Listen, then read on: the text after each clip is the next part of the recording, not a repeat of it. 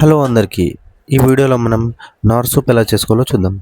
ముందుగా ఒక గిన్నెలో 150 ఎంఎల్ వాటర్ అయితే పోసుకోవాలి. 150 ఎంఎల్ వాటర్ ఎందుకంటే ఇది 10 రూపీస్ ప్యాకెట్ కాబట్టి. నేనైతే ఈ వీడియో కోసం నార్ సూప్ టమాటో చట్పటా ఫ్లేవర్ అయితే తీసుకున్నాను. మరుగుతున్న నీళ్ళలో ఈ నార్ సూప్ ప్యాకెట్ని కట్ చేసి అందులో ఈ పౌడర్ అయితే మనం వేసుకోవాలి.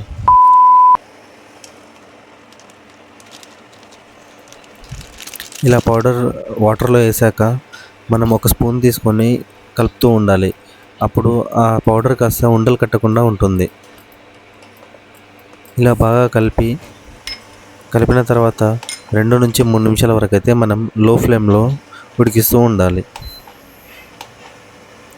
ఇలా చేయడం ద్వారా పౌడర్ అనేది మంచిగా చిక్కగా అవుతుంది. చూసారు కదా ఎలా ఉందో. దీన్ని ఇప్పుడు మనం ఒక బౌల్లోకి సర్వ్ చేసుకుందాం.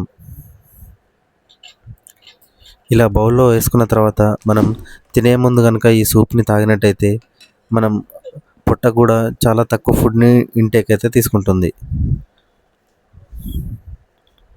ఈ వీడియో మీకు నచ్చినట్లయితే మా ఛానల్ని సబ్స్క్రైబ్ చేసుకోండి. Thank you.